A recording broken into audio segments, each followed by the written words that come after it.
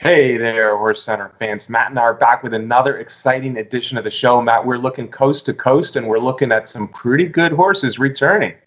We certainly do. Champions returning, Brian Zipsy, in Maximum Security and Sister Charlie. Yeah, and I think we might just be talking about a future champion in the Vanderbilt. Matt, we'll look back at the Haskell. Lots to talk about this week on HorseCenter. Watch it all right here now. Welcome to another edition of HorseCenter, everyone. I am Brian Zipsy, and as always, I have the excellent pleasure of being joined by my co-host to the East Coast. That's Matt Shipman. How are you today, Matt? I am good, Brian. So much going on around the country on both coasts, hopefully, this weekend. Coast to coast, returning champions. Let's jump right in, Matt. We're going to go out west. Beautiful Del Mar. They're back open this week after COVID jockey-related issues closed down the joint last week, Matt. It's good that Del Mar can be open and hopefully very safe this weekend. We're talking, of course, about the return of Maximum Security, Matt. It's been several months since Maximum Security went overseas, went to Saudi Arabia for the rich inaugural edition of the Saudi Cup. He looked like a champion that he is that day. Of course, back then he was trained by Jason Service. Now he's in the Bob Baffert barn for his much anticipated return. Yeah, that's for sure, Brian. And all the controversy that swirled after that indictment of Jason Service kind of has gone down under the surface. So we'll see what happens in the San Diego handicap, which drew a total field of 6. It's a pretty good field, though, Brian. A number of horses that have Grade 1 victories. Yeah, I guess it's representative of a big California handicap race right now. I don't think his competition is necessarily hardcore Grade 1 horses, but Higher Power was an impressive winner over this track in the Pacific Classic last year. Higher Power is also coming off a pretty good second-place finish behind Improbable in the Gold Cup. So Maximum Security will have some work to do, and we haven't talked about any of the others yet, but there's some decent horses who on occasion run good races. But Higher Power, nice horse, mid-court, combatant, Axeman, Sharp Samurai, turf horse to dirt. It's really all about Maximum Security, Matt. And it's interesting because this weekend, this Saturday, San Diego out at Del Mar and the Vanderbilt over at Saratoga, we have the two best horses in Jason Service's barn running, former Jason Service runners running this weekend. But Firenze Fire has already run twice for his new trainer, his new barn, Kelly Breen.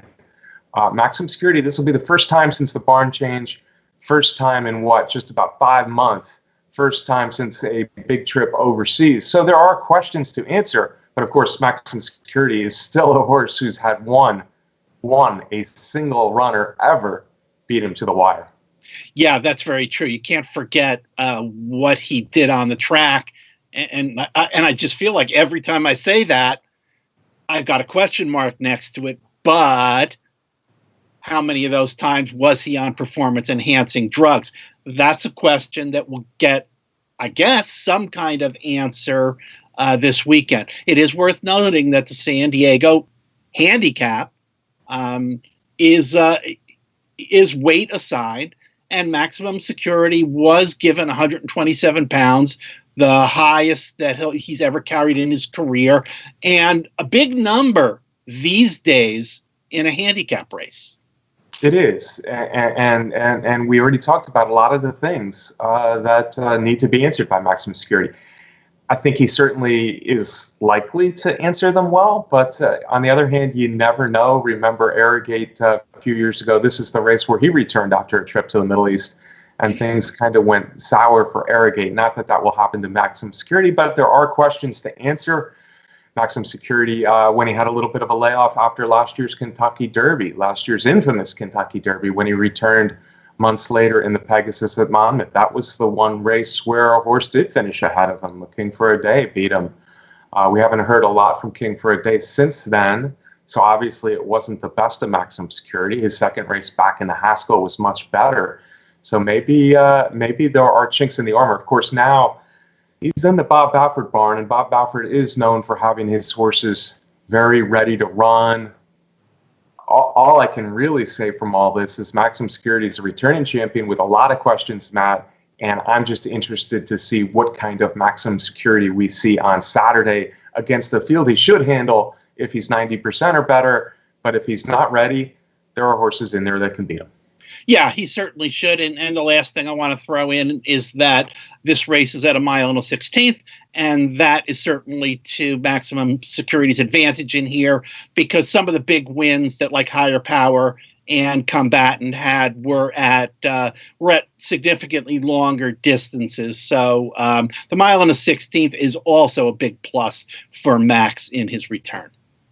Yeah, I agree with that. Although it was interesting that the most speed probably in the race, besides Maximum Security, comes from another Baffert runner, an Axeman, who's proven to be a nice horse, a nice speed horse. Not certainly a horse you'd necessarily pick to win this race, but he's got good speed and he's a pretty talented horse. Midcourt, Matt, is 2 for 2. If you look at his record, he's 2 for 2 at Del Mar. Yeah.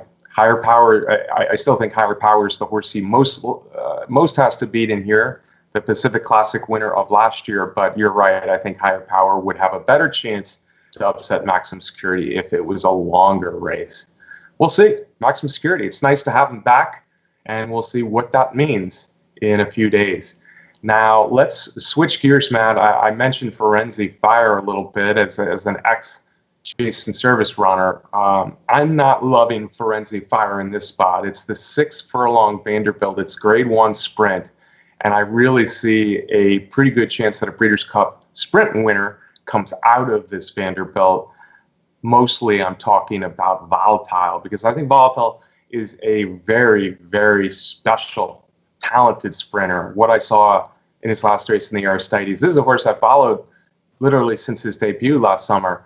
4-year-old out of the Steve Asmussen barn, but his race in the Aristides at Churchill Downs last time was explosive. It was the kind of turn of foot that you see from horses like Goldakova, Matt. It was just it was a pretty amazing display, and I wonder if there's any horse in America that can beat Volatile 6 furlongs on dirt. Having said that, this is not an easy spot. It is not. And Brian, I know you have been gaga about Volatile since that victory in the Aristides. And of course, he earned a 112 Beyer speed figure in that race, which is the highest that any horse has run this year. In any kind of race, any age, any sex, that is the highest number that anybody has put together in there. I think the race sets up really well for Volatile. I think he can, the way he runs the race and controls the race, it's completely up to him. I expect him to go right out on the lead in here, especially the way the new surface at Saratoga has been playing.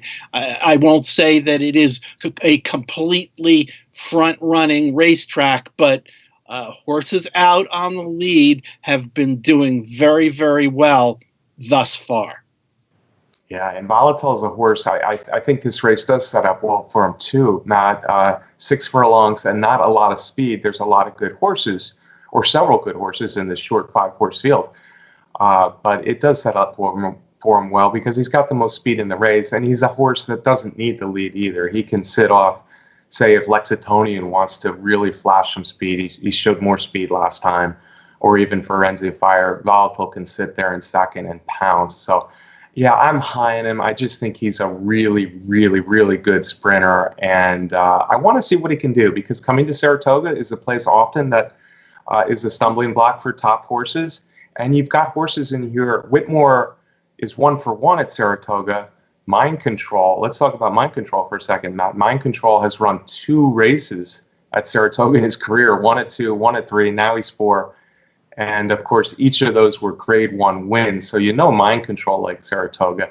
And then you got the long shot Lexitonian, who, he's the clear long shot in the field, but he's an awfully interesting clear long shot. So Saratoga against this class of horse, I think it's an interesting test. Is Mind Control the horse you're looking at as a main threat to Volatile? I think mind control is, and according to the odds makers, mind control is being put out as the third choice or so at what I see as interesting odds, 5-1 or so. One more. I'm going to put a knockout there on Volatile, keeping in mind that this is a Grade 1 race, and there are Grade 1 winners in this race, and Volatile has never run in a graded stakes race, on top of the fact that he's going to Saratoga for the first time. Yeah, I will mention that Volatile did beat a Grade 1 stakes winner in his last race, though, so that's something. Okay, Whitmore. I think Whitmore probably is the horse most likely to run second, being that I'm on Volatile. Whitmore is a horse that can rally. Whitmore is a horse who's won at Saratoga. And Whitmore, Matt, at 7 years old, probably has never looked better. Those races at Oaklawn Park, I think, are very good. Horses that have been coming from Oaklawn Park have been doing well. Whitmore's been away for a few months, but he's working really well here at Keeneland for trainer Ron Moquette. And I expect Whitmore to run another strong race. Matt, I think his record at the distance of 6 furlongs, this is an old pro, an old sprinting pro, a rallying, sprinting pro, is 12 wins out of 21 races. He's amassed over $3 million. We need to give Whitmore a little love, but I think he might be the one passing tired horses that Volatile has put away at the top of the stretch. And we can say 6 furlongs is the best distance for most of the top contenders in this race. So we've got talented sprinters doing what they do best, going 6 furlongs. Is it the ultimate coming out party for Volatile? We shall see. Right. And let's talk about a few of these others just a little bit more, because I think it is such a nice field. And if I wasn't so high on Volatile, we'd be talking about these really veteran sprinters in the highest regards. Mind Control, I do wonder about your statement, 6 furlongs, because I think that's true for most in the race. But I wonder if Mind Control is almost better going just a little bit farther. It's hard to tell from his past performances, but I've liked his performances at 7 furlongs the very most in what he's done in his career.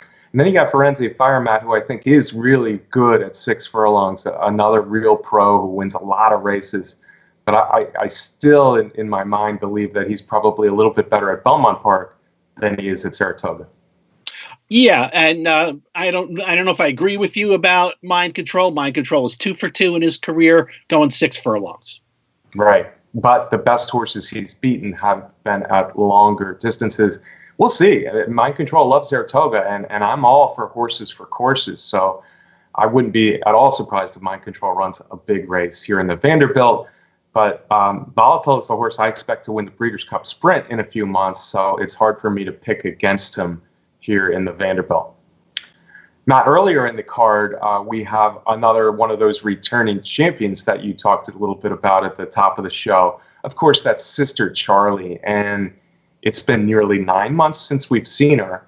And when we did see her last, she missed out. She barely missed out, but she missed out on a chance to win a second straight Eclipse Award. She had a 6-race winning streak broken when she could only rally up for 3rd in the Breeders' Cup Filly and Mare Turf last fall.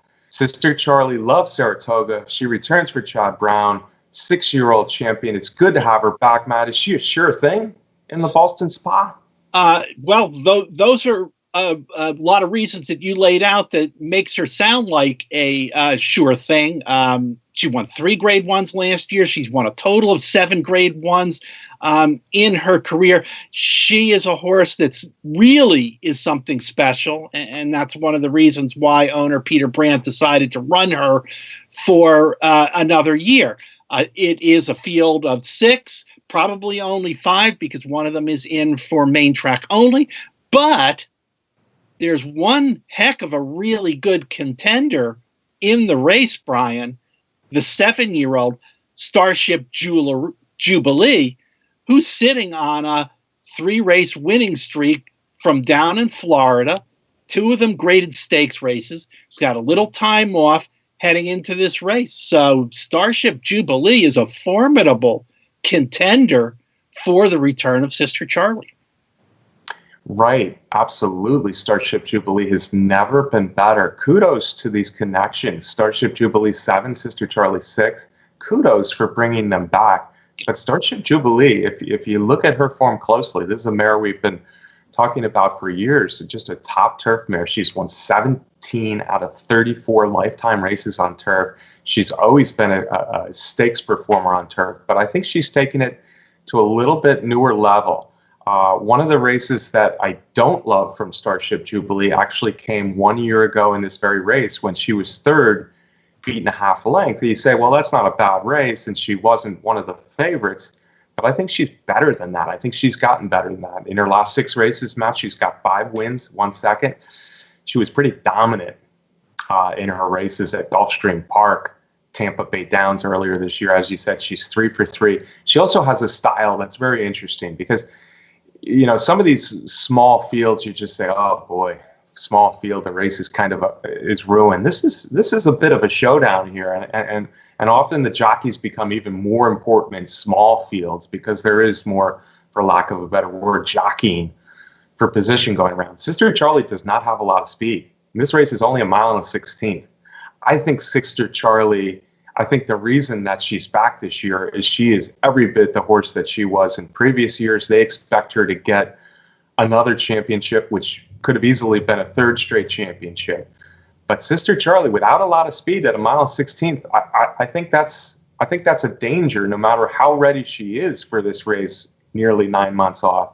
And Starship Jubilee is better than ever at the age of 7.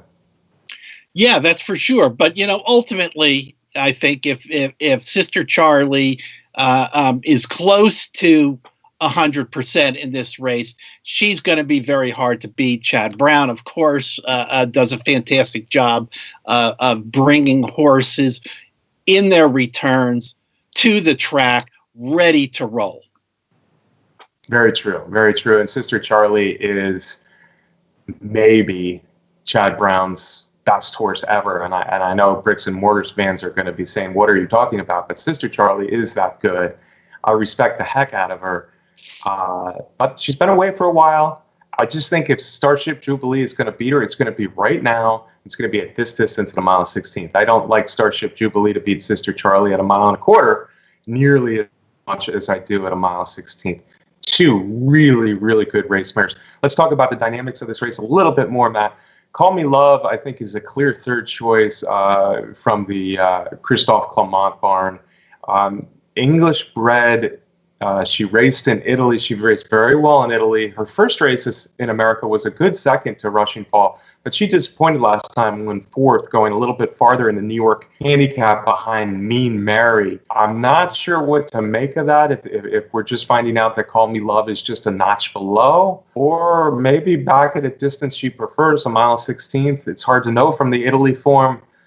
Maybe she's one that could upset the showdown we're expecting between Sister Charlie and Starship Jubilee. Like Starship Jubilee, she has definitely more speed than Sister Charlie. And another horse in this 5-horse field, Matt, is a Chad Brown runner that's only had 3 lifetime starts, North Broadway. So in this short field, I have a feeling that Chad Brown has put in a pacemaker. Yeah, North Broadway only has a maiden special weight to her credit, and I think, yes, Chad Brown probably wants to ensure pace, and he wanted to ensure that the race was going to fill.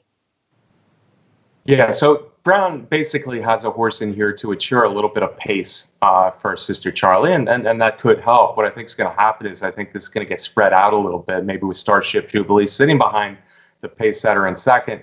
Call Me Love is clearly in 3rd, and then you got Sister Charlie and the other filly in the race, Bramble Queen, who certainly is taking a big step on the class. She's won a couple in a row, but a big step up in class farther back in the field. So Starship Jubilee gets first jump. Will Sister Charlie reel her in?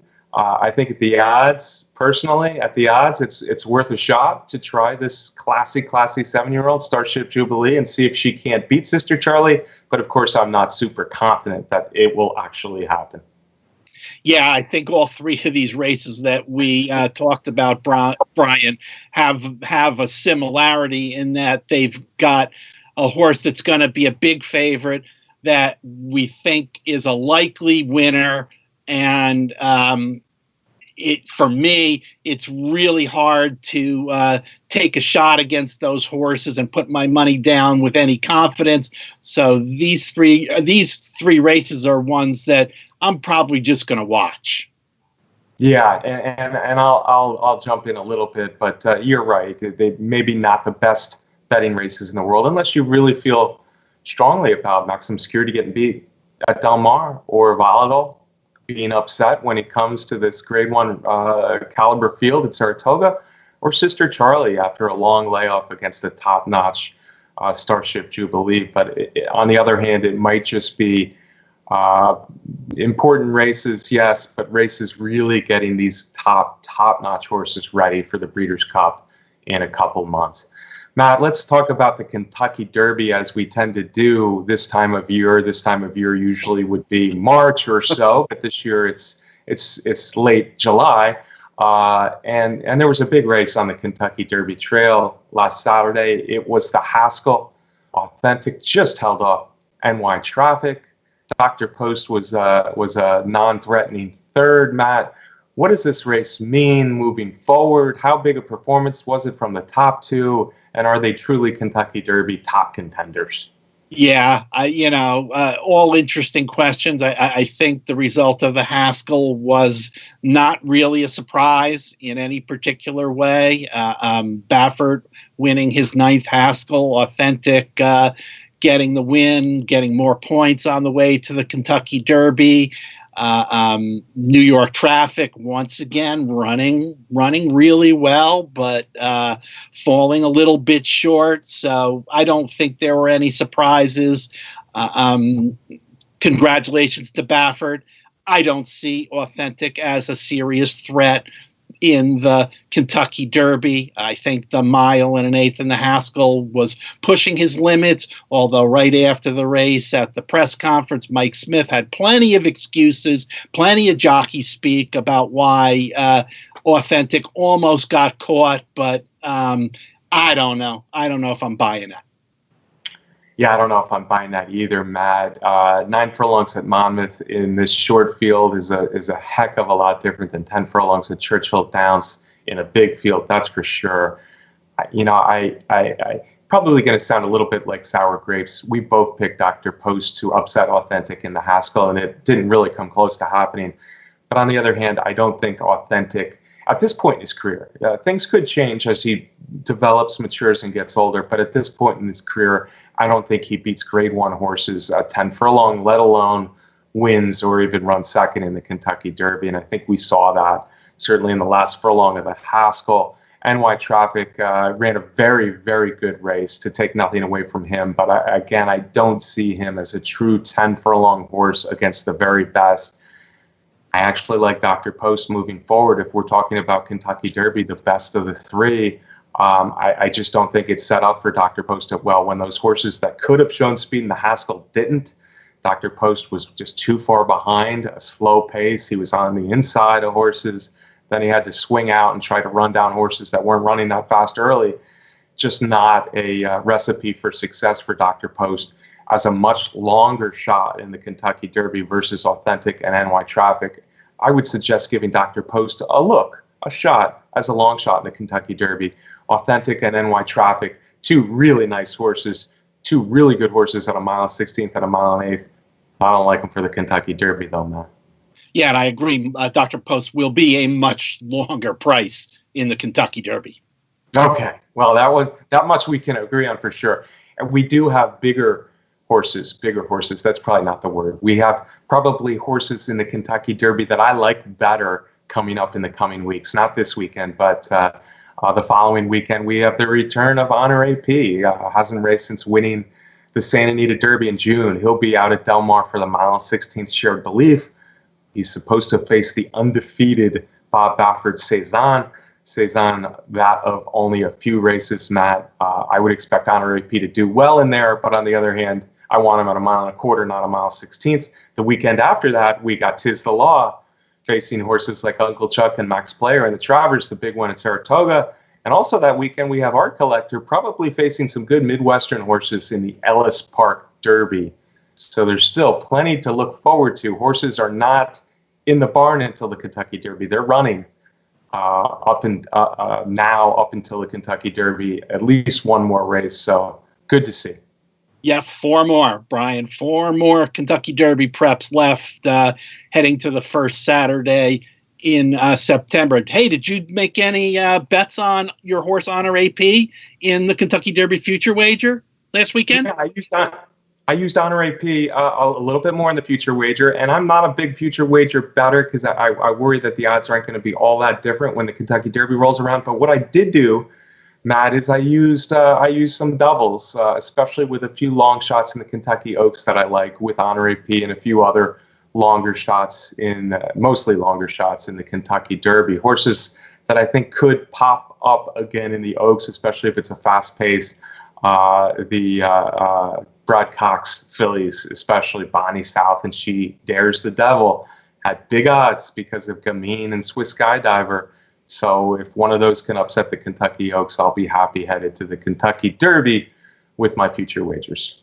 Yeah, I saw the odds on Honor AP, and you know me, tis the law is my choice. But when I saw the 6-1 odds, I actually looked at some of the Kentucky Derby future exacta prices, and there were some pretty generous ones in there. So I threw a few bucks on Honor AP and 5 or 6 horses in the future exacta. There you go. 2 different strategies, but kind of the same strategy, if you will, because I think the real value in that future wager was the exotics at this point. All right, Matt, we talked about Maximum Security and Sister Charlie returning. I'm glad to have them back. Let's see what they can do after the time off. How good is Vada? We'll find out more in the Vanderbilt, the Grade 1 Alfred G. Vanderbilt at Saratoga on Saturday. Another very good weekend of racing. We here at HorseCenter cannot wait. Matt, let me get a party shot from you before we go. Yeah, and no matter what happens out in California with Maximum Security, no doubt the hubbub and all the talk will come after that race. So I'm looking forward to that a little bit. And of course, I want to thank our producer, Brett Workman, for putting together the show. Yeah, absolutely. Thanks to Brett. Thanks for everybody watching, Matt. Maximum Security out in California, it's almost a no-win for him, if you know what I mean, in that he's supposed to win. There's a lot going on with the story with Maximum Security for a myriad of reasons. But if he wins, people will say, well, he was supposed to beat that field easy, and they'll still question everything that surrounded him over almost his entire career. But I want to see the good Maximum Security in the Breeders' Cup Classic, because I think we're setting up for a really good Breeders' Cup Classic this year. And I want a good Maximum Security to be a part of that.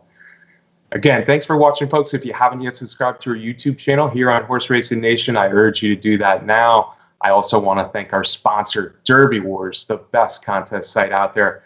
We'll be back right here next week. We're going to talk about what's looking like a really huge Whitney a little over a week from now next week. That'll be the main focus of our show on HorseCenter. We'll see you then.